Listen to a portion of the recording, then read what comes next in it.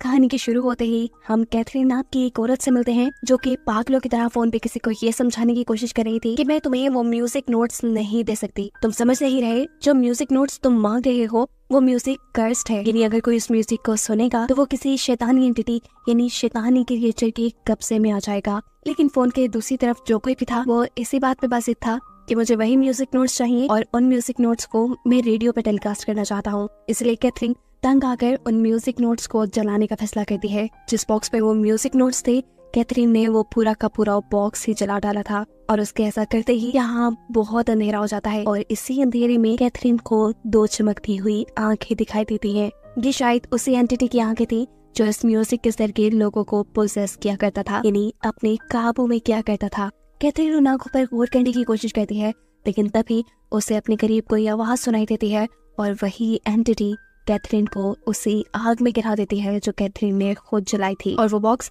जिसके अंदर music notes थे वो बंद हो जाता है। कैथरीन के जलकर मरते ही यहाँ तेज बारिश होना शुरू हो जाती है और इस बारिश की वजह से नोट्स पे लगी हुई उस आग बुझने पर वो म्यूजिक नोट्स भी बच जाते हैं जिन्हें कैथरीन खत्म करना चाह रही थी, लेकिन इसके बदले वो खुद ही मारी गई। सीन कट होता है और हम एक ऑर्केस्ट्रा का सीन देखते हैं और यहीं पर हम मेलोडी नाम की अपनी मेन कैरेक्टर को भी देखते हैं। हमें पता चलता है कि ऑर्केस्ट्रा का मालिक उसी औरत कैथरीन का दोस्त है जो आग लगने से मारी गई। असल में ऑर्केस्ट्रा का मालिक ही कैथरीन से वो म्यूजिक नोट्स मांग रहा था ताकि अपनी ऑर्केस्ट्रा की रेडियो टेलीकास्ट पे वो म्यूजिक बजा सके। लेकिन कैथरीन के हजार समझाने पर भी उसे कैथरीन की बातें समझ नहीं आई। लेकिन अब कैथरीन के मरने के बाद उसे अपना प्लान चेंज करना पड़ा था। उसे अब रेडियो टेलीकास्ट के लिए एक नया म्यूजिक बनाना था जिसके लिए उसके ऑर्केस्ट्रा के सभी म्यूजिशियंस बहुत लगन से काम कर रहे थे। सभी लोगों के यहाँ से चले जाने के बाद मेलोडी इस आदमी के पास आती है। उसने असल में कुछ म्यूजिक नोट्स बनाए थे जिसे वो अपने बॉस को दिखाना चाहती थी और चाहती थी कि उसके बनाए इन नोट्स का म्यूजिक रेडियो टेलीकास्ट किया जाए। पर उसके बॉस को उसका ये म्यूजिक काफी फीका लगता है और बॉस उसे बताती है कि उन्होंने उसके दूसरे क्लिक के म्यूजिक नोट्स को एक्सेप्ट कर लिया है। ये सुनकर मेलोडी बेचारी उदास हो जाती है। सीन कट होकर हम मेलोडी की बेटी जोई को देखते हैं जिससे सुनने में थोड़ा सा प्रॉब्लम था। मेलोडी ने उससे वादा किया हुआ था कि वो एक अच्छे डॉक्टर से उसका इलाज जरूर करवाएगी, लेकिन प्रॉब्लम ये थी कि मेलोडी के पास इतने पैसे नहीं थे, इसलिए वो दिन रात अपने म्यूजिक नोट्स पे वर्क कर रही थी ताकि उसके बॉस उसके म्यूजिक नोट्स को एक्सेप्ट कर ले और उसे थोड़ा बोनस। इस टाइम भी वो अपने बॉस से यही बात करने के लिए आई थी, लेकिन उसके नोट्स एक्सेप्ट करने के बजाय बॉस उसे बताते हैं कि वो इस रेडियो टेलीकास्ट पे कैथरीन के बनाए हुए म्यूजिक नोट्स को यूज करना चाहता था।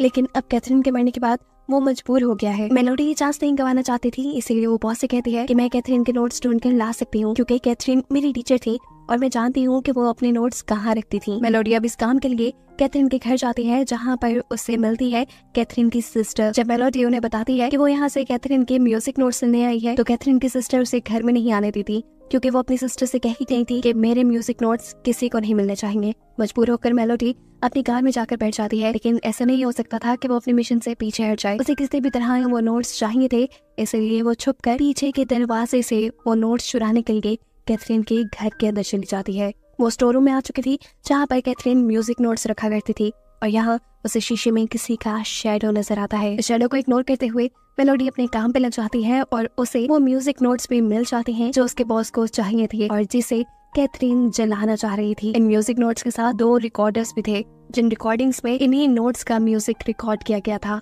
मेलोडी जब उस म्यूजिक को सुनती है तो अचानक से यहाँ अंधेरा हो जाता है, उसकी आंखें चमकने लगती हैं और उसे यहाँ अजीबोगरीब विजन्स आना शुरू हो जाते हैं। वो अपने विजन में एक लड़की को झील में डूबते हुए देख रही थी। इससे पहले इसी विजन में खोए खोए उसे कुछ हो जाता, यहाँ अचानक से एक कौवा खिड़की से टकराता है और उसकी आवाज उसे होश में ले आती है। मेलोडी अब बिना वक्त जाए के भागते हुए उस बॉक्स को उठाकर अपनी कार के पास ले आई थी। वो यहाँ से फौरन जाना चाहती थी पर उसे पता चलता है कि वो कार की चाबी अंदर ही भूल आई है। मेलोडी जब चाबी लेने अंदर गई तो उसे वहाँ काले कपड़ों में कोई एंटिटी, कोई क्रिएचर खड़ी नजर आई। इसे देखकर वो बुरी तरह डर चुकी थी। इससे पहले कि क्रिएचर उसे कुछ कह देती, वो जाकर अपनी कार में बैठ जाती है और यहाँ से बहुत दूर निकल जाती है। वो इन सारे म्यूजिक नोट्स को लेकर अब अपने बॉस के पास आ चुकी थी।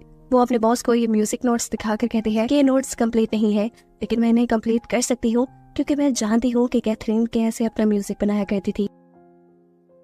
उसके बॉस उसके काम से बहुत खुश थे। वो उसे ये म्यूजिक नोट्स कंप्लीट करने का टाइम भी दे देते हैं। मेलोडी अब उन म्यूजिक नोट्स पे काम करना शुरू कर देती है और इन्हें पूरा करने के लिए वो साथ साथ कैथरीन का रिकॉर्ड हुआ म्यूजिक पे सुन रही थी। इस म्यूजिक को सुनते हुए मेलोडी को दोबारा से वियंस आने लगे थे और इस मरतबा उसे वियन में अपना आप नजर आ रहा था, जहाँ वो एक पहाड़ की चोटी पे खड़ी एक बांसुरी बजा रही थी।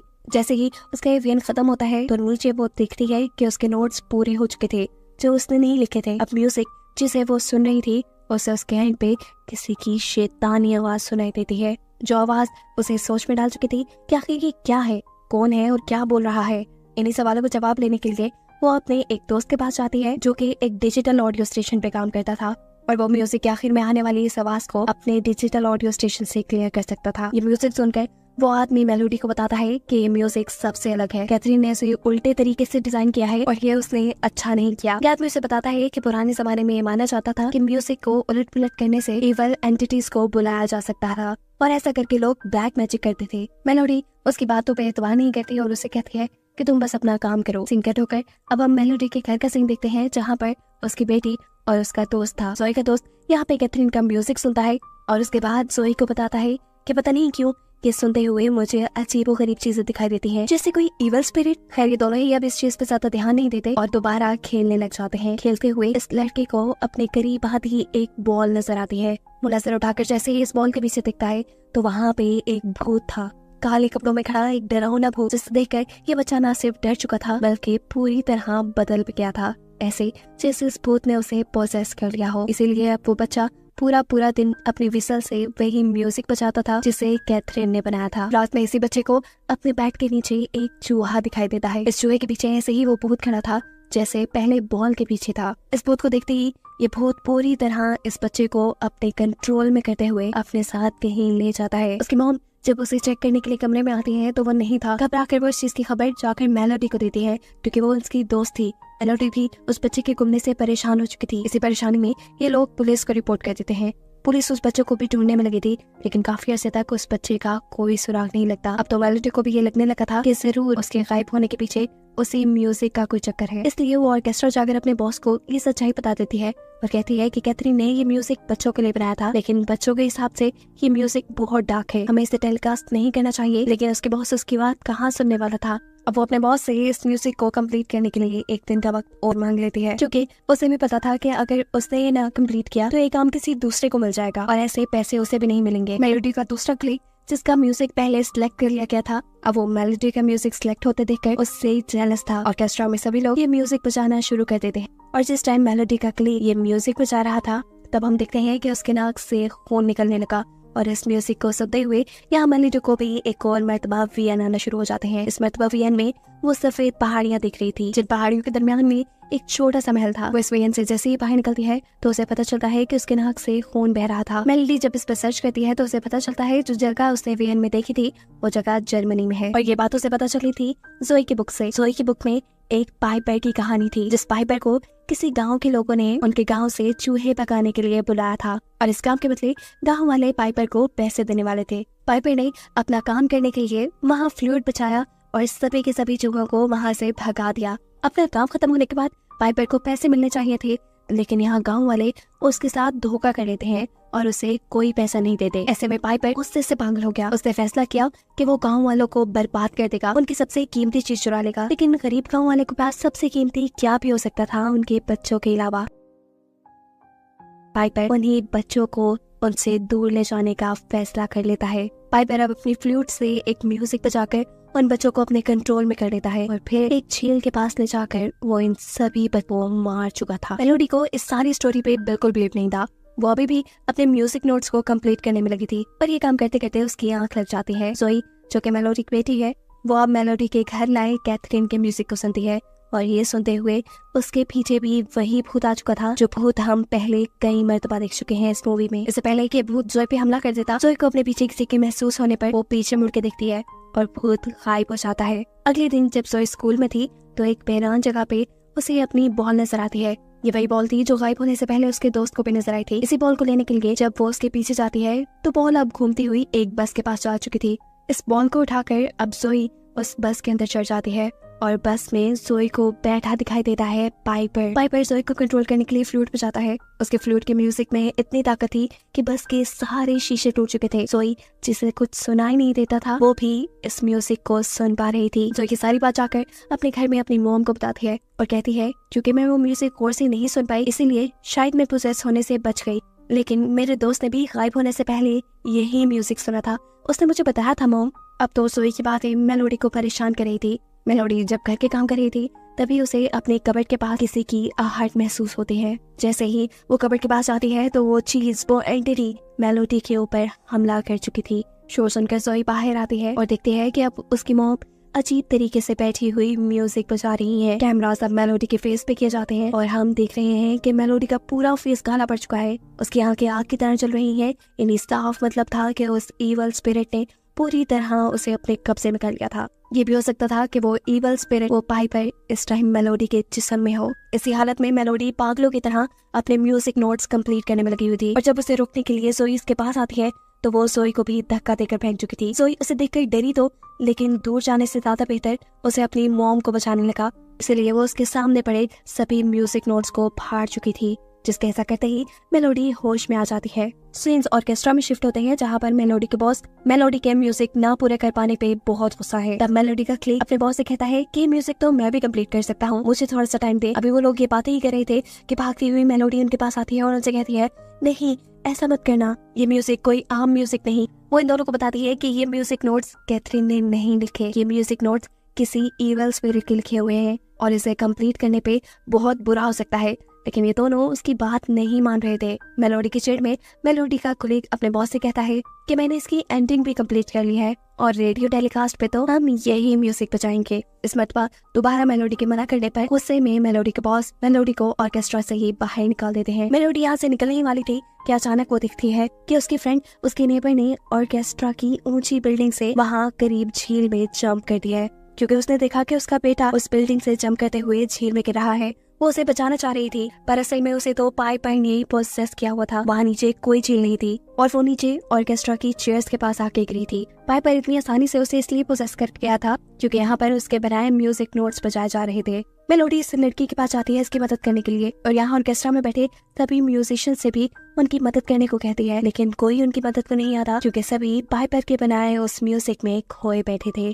मेलोडी अब यहाँ से फौरन अपने उस दोस्त के पास जाती है जिसके पास कैथरीन के रिकॉर्ड किए हुए म्यूजिक की रिकॉर्डिंग थी, जिसकी आखिरी हिस्से में किसी की आवाज भी सुनाई दे रही थी। मेलोडी के दोस्त ने उस आवाज को क्लियर कर लिया था। इस आवाज में बोली जाने वाली लैंग्वेज इटालियन थी और उस जुमले का मतलब था खून खराबा ही मेरी जिंदगी है, जो सुनकर मेलोडी और भी ज्यादा डर जाती है। वो अपने दोस्त से कहती है कि तुम दोबारा इस म्यूजिक को बिल्कुल नहीं सुनना। ये कहकर वो कैथरीन के घर आ जाती क्योंकि वो ये बात समझ चुकी थी कि पाइपर जो यहाँ सबको नुकसान पहुंचा रहा है, सबको पोसेस कर रहा है, वो पहले कैथरीन के जरिए अपने म्यूजिक नोट्स को पूरा करना चाह रहा था और फिर मेलोडी और उसके ऑर्केस्ट्रा वालों के जरिए।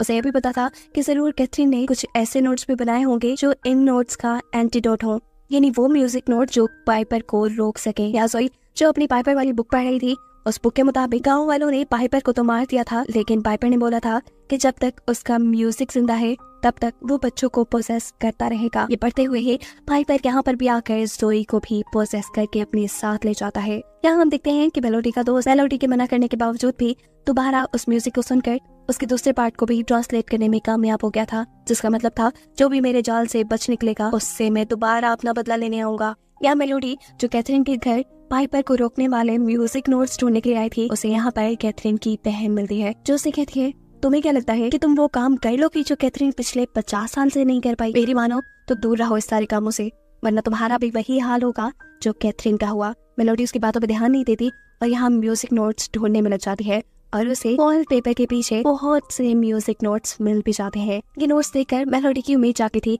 लेकिन कैथरीन की सिस्टर से हाँ कर बताती है कि पाइपर के म्यूजिक नोट्स का कोई तोड़ नहीं। अगर तुम्हें पाइपर का म्यूजिक सुनाई देता है तो इसका मतलब वो पूरी तरह तुम्हें पोसेस कर चुका है। पाइपर ने कैथरीन को भी पोसेस कर लिया था। उसके पोसेशन के बावजूद भी कैथरीन उसके म्यूजिक नोट्स का तोड़ ढूंढती रही और ऐसे उसकी लाइफ में सब बिगड़ गया। तुम्हारी भी लाइफ बिगड़ जाएगी, मेरी बात मानो मेलोडी और ये सारे काम छोड़ दो। मेलोडी इस मरतबा भी इस औरत की बातों पे ध्यान नहीं देती और दीवार पे लिखे हुए नोट्स को लेकर अपने फ्रेंड के पास आ जाती है, क्योंकि उसे लग रहा था कि यही पाइपर के नोट्स का तोड़ है। वो देखती है कि यहाँ उसके दोस्त को भी पाइपर ने पोसेस कर लिया था इसलिए उसके नाक से खून आ रहा था। वो अपने कान पे भी हमला करके अपने आप को जख्मी करना चाहता था, लेकिन यहाँ पर मेलोडी उसे बचा लेती है। ऑर्केस्ट्रा के अंदर मेलोडी के बॉस अपनी पूरी टीम के साथ वही म्यूजिक नोट्स बचाने लगे थे जो पाइपर के थे, जो वो कैथरीन से लेकर आई थी। ऐसा कहते हुए यहाँ बैठे हुए मेलोडी के एक क्लिक के अंदर पाइपर आ जाता है। उसकी आंखें जलने लगती हैं और पाइपर देखते ही देखते यहाँ बैठे सभी लोगों को प्रोसेस करना शुरू कर देता है। मेलोडी जो ये सारी चीज नोटिस कर चुकी थी, वो जल्दी से बैक स्टेज जाकर यहाँ की इलेक्ट्रिसिटी बंद कर देती है ताकि लोग प्रोसेस होने से बच पाए। लेकिन अब बहुत देर हो चुकी थी, क्योंकि पाइपर इस टाइम जिसकी बॉडी में आया हुआ था वो उसकी बॉडी को फाड़ कर उसके अंदर से बाहर निकल आता है और यहाँ मौजूद एक एक करके सभी लोगों को मार देता है। लोगों को मारने के बाद वो यहाँ पर फ्लूट उठाकर वही म्यूजिक नोट्स बजाने लगता है जिससे वो बच्चों को अपने कंट्रोल में किया करता था। उसके म्यूजिक बजाते ही यहाँ एक जादुई दरवाजा खुलता है और देखते ही देखते सारे बच्चे इसके अंदर जाने लगते हैं। वो पाइपर की दुनिया थी जहाँ वो बच्चों को अपने कंट्रोल में करके रखता था, उन्हें अपना गुलाम बना लेता था। मेलोडी भी मौका पाते ही पाइपर की दुनिया में चली जाती है और उसे यहाँ पे अपनी बेटी और उसका दोस्त भी मिल जाते हैं। मेलोडी देखती है कि उसकी बेटी पाइपर के इशारों पे काम कर रही थी। ये देख उसे बहुत बुरा लगता है। वो जल्दी से जाकर अपनी बेटी को हक कर लेती है और उसके कान से उसकी हेयरिंग डिवाइस निकाल देती है ताकि अब वो पाइपर का म्यूजिक ना सुन पाए और उसके पोसेशन से बाहर निकल आए। जिसके बाद मेलोडी अब भागते हुए अपनी बेटी को उसी दरवाजे से बाहर ले आई थी जिस दरवाजे से वो इसके अंदर गए थे। जोई को यहाँ से भागता हुआ पाइपर देख लेता है। वो भी उसे पकड़ने के लिए बाहर आता है, लेकिन जोई उसे बचने के लिए कहीं छुप जाती है। इससे पहले कि अब पाइपर जोई को पकड़ लेता, मौका पाते ही मेलोडी यहाँ पे एक फ्लूट उठाकर एक नया म्यूजिक बजाना शुरू कर देती है, पाइपर के ही म्यूजिक नोट्स को उल्टा पुल्टा कर। ऐसा करने से पाइपर को बहुत ज्यादा दर्द हो रहा था। वो तड़पना शुरू कर देता है और उसकी इसी तड़प में उसके मुंह से बहुत सारे चूहे बाहर निकलते हैं जो बाहर निकलकर उसे खाना शुरू कर चुके थे। आहिस्ता आहिस्ता चूहों ने खा खा कर पाइपर को मार दिया था और सारे ही बच्चे पाइपर की कैद से आजाद हो गए थे। पाइपर के कंट्रोल से बाहर आते ही वो बच्चे पाइपर के ही बनाए जादुई दरवाजे से अपनी दुनिया में वापस भी आ जाते हैं। इन्हीं बच्चों में जोई का दोस्त भी बाहर आ चुका था और पाइपर का वो दरवाजा हमेशा हमेशा के लिए बंद हो चुका था। यानी अब फाइनली पाइपर का चैप्टर बंद हो चुका है। ऐसा हम सभी को लग तो रहा है, लेकिन कहानी में अभी एक ट्विस्ट है।